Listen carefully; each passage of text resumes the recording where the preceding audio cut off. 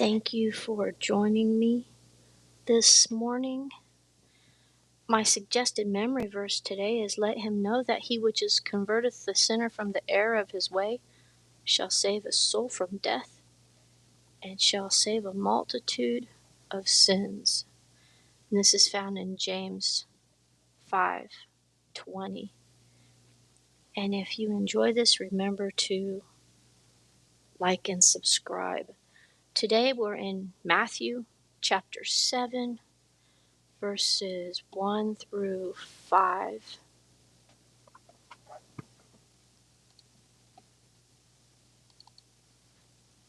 Okay, starting at Matthew chapter 7, verse 1, it says, "Judge not, that ye be not judged."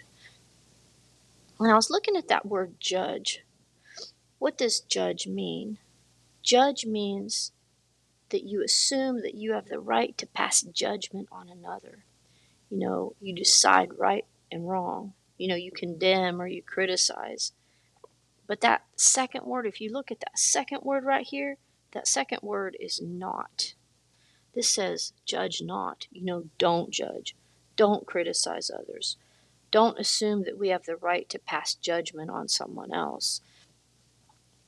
I was looking in Romans chapter 2, verse 1, and it says, "Therefore thou art inexcusable, O man, whosoever thou art that judgest.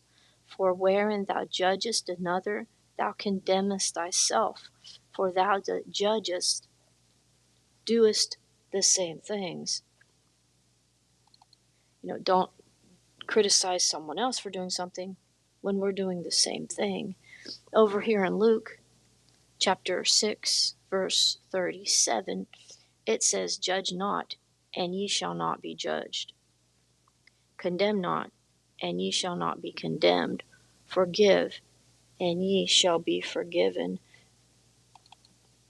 I was thinking about this. Judge not does not mean that we take no precautions. It just means don't rush to judgment. We shouldn't jump to conclusions. How we treat others is how we will be treated. Because it says that ye be not judged. This means that we're going to be treated exactly how we treat other people. Over here in Colossians 3:13, it says, "Forbearing one another and forgiving one another, if any man have a quarrel against any, even as Christ forgave you, so also do ye." So we need to treat other people how we want to be treated. Moving along to verse 2. Verse 2, Matthew 7:2 says, "For with what judgment ye judge, ye shall be judged, and with what measure ye mete, it shall be measured to you again." And I was thinking about that. There's a verse in Galatians 6:7. It says, "Be not deceived. God is not mocked. For whatsoever a man soweth, that shall he also reap." I was thinking of that movie Pollyanna. Do you remember the movie Pollyanna? Pollyanna wore a necklace. Do you remember what it said on that necklace? Yeah. "If you look for the bad in mankind, expecting to find it, you surely will." Which is that we know that is attributed to Abraham Lincoln. So let's look for the good in people. I was watching on YouTube, and a while ago it talked about, there was this documentary of this lady. She had a little girl and a little boy. The boy was, I don't know, maybe a year old. And and in the middle of the night there was a fire, and the baby was killed in the fire. Her baby boy was killed in the fire. And the lady wasn't sleeping in her room. She was sleeping downstairs on the couch, which the police thought was suspicious. So the insurance company, they said it was the fire was set intentionally.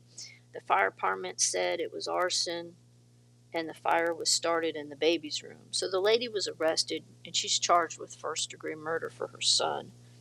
So it seems open and shut, right? I mean, everybody's saying it's arson. Everybody's saying that she did it, right? She wasn't sleeping in her room, so that means she's guilty, right? Well, the lady, she went online and she found a fire expert, and she called him and she said, "Man, I need help." And he said, "Well, send me everything." So she did. She sent all the reports. She sent the pictures, everything that the police gave her. And he responded. He said, "Well, there's no pictures of the attic." So he came and he looked at the house, and then he wrote a report, and he sent it to the district attorney. And in the report,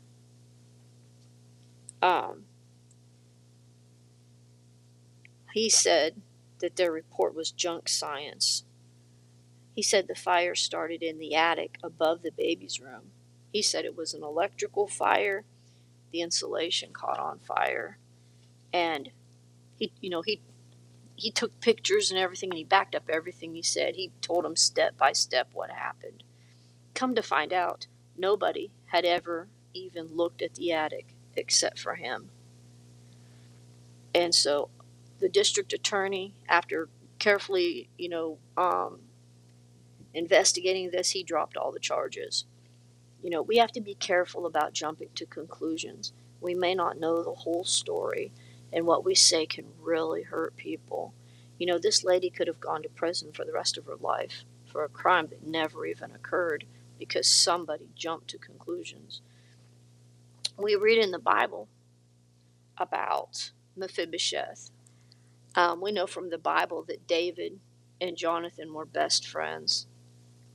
King Saul's son, Jonathan, they became best friends, and they made a covenant to each other that they would look out for each other. And Jonathan was killed in the war, in the battle.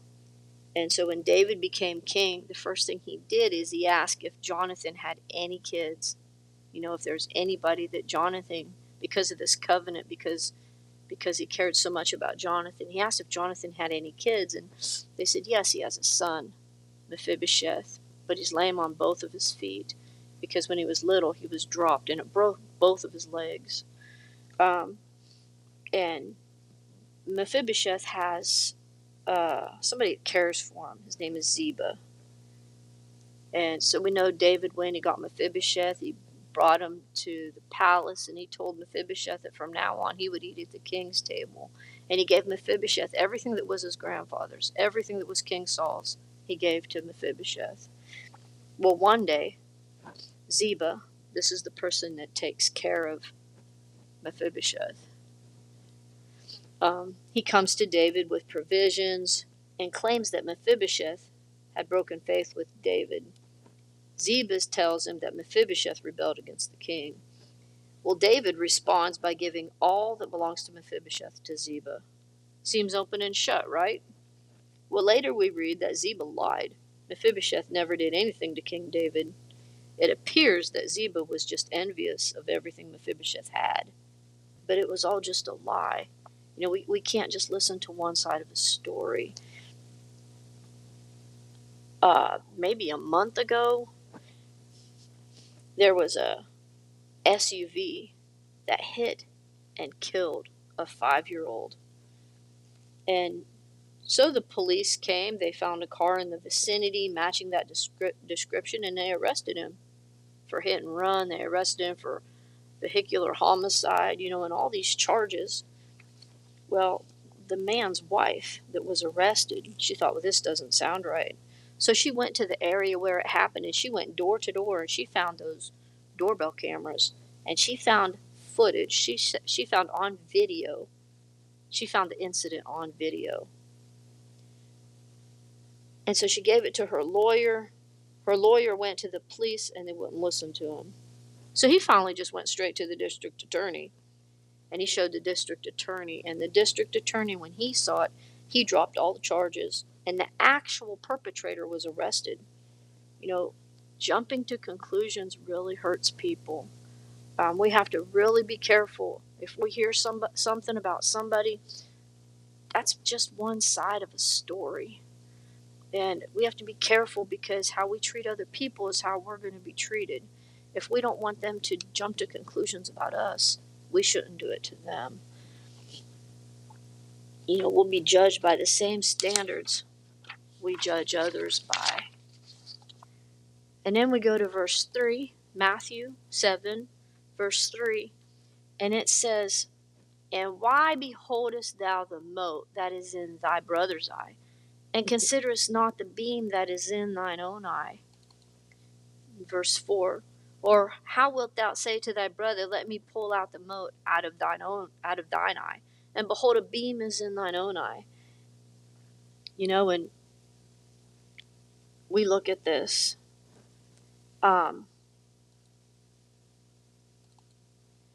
Verse 3, it says, "Behold." We see that word beholdest. Behold means to observe, to look, to see, to pay attention.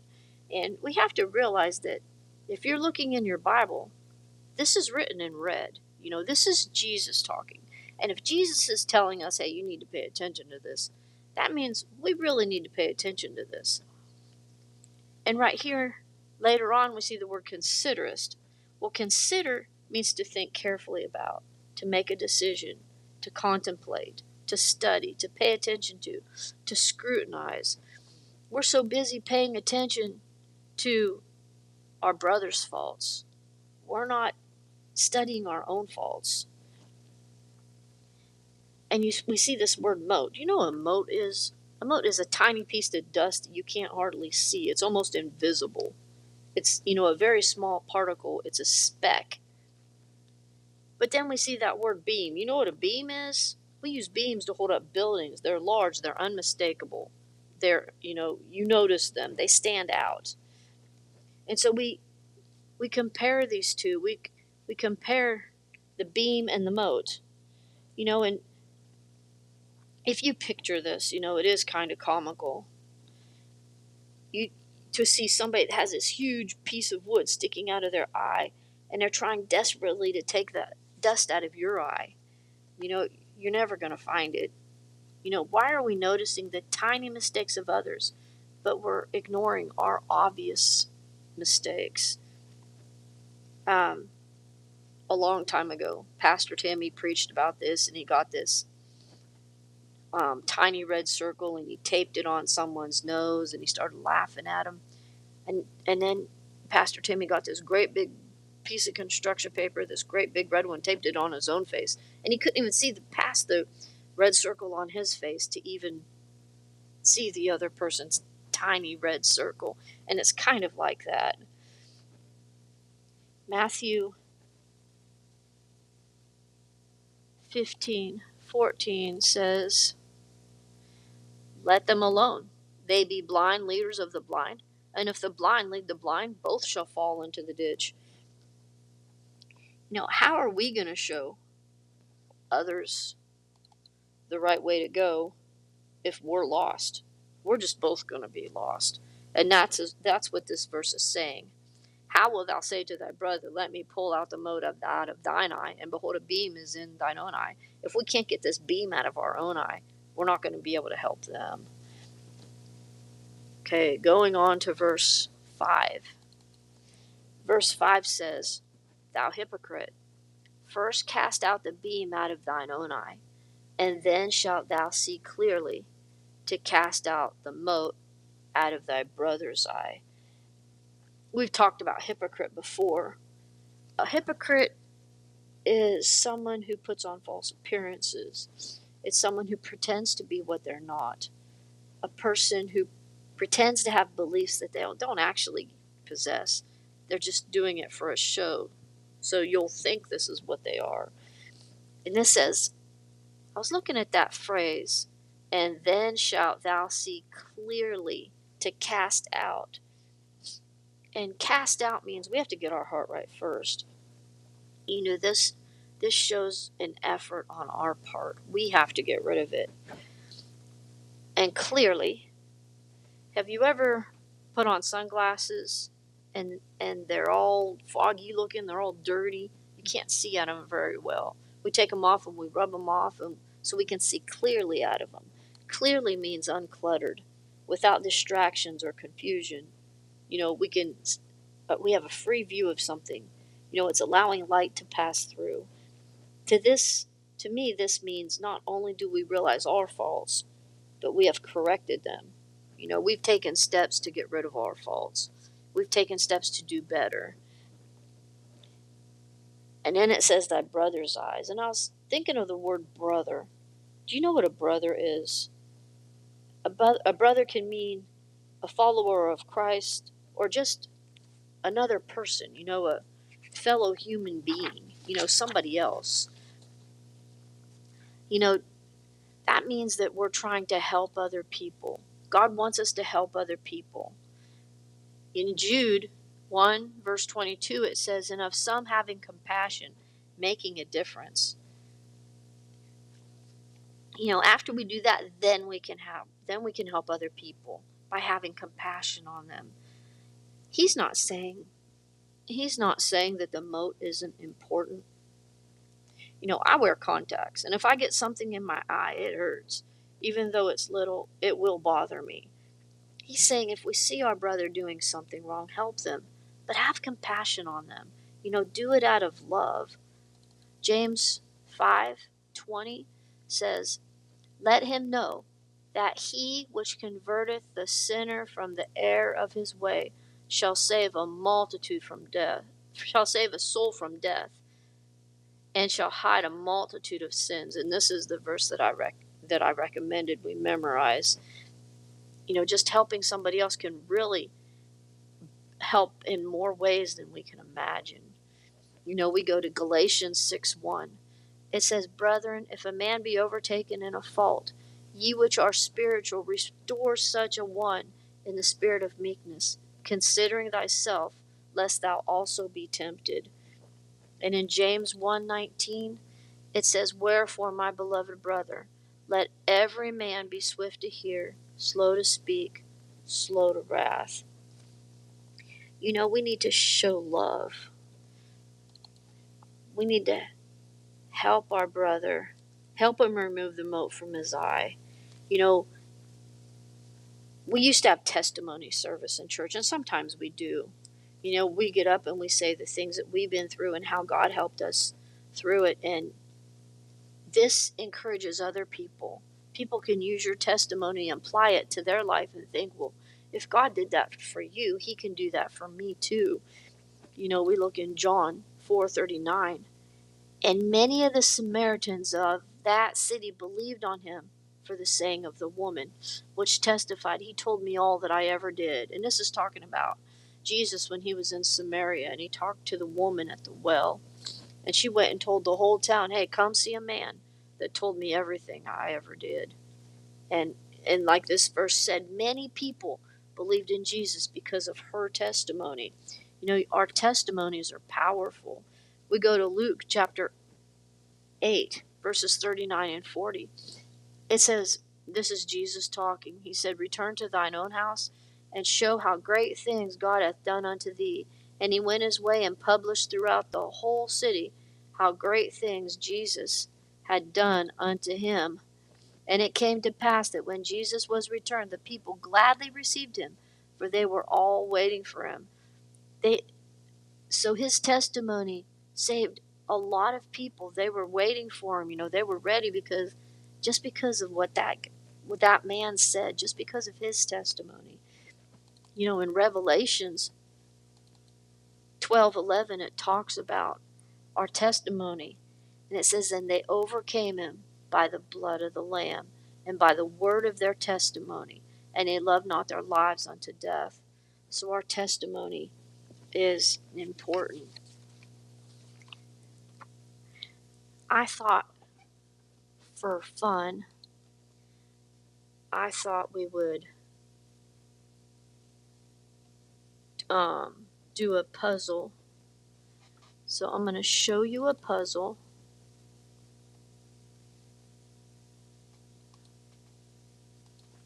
I'm going to let you look at it for a little bit. And then we'll go through these answers. See how many of these you can find. And if you enjoyed this, remember to like and subscribe. Thank you for watching this with me today. In a minute, I'll put the answers of this puzzle up here.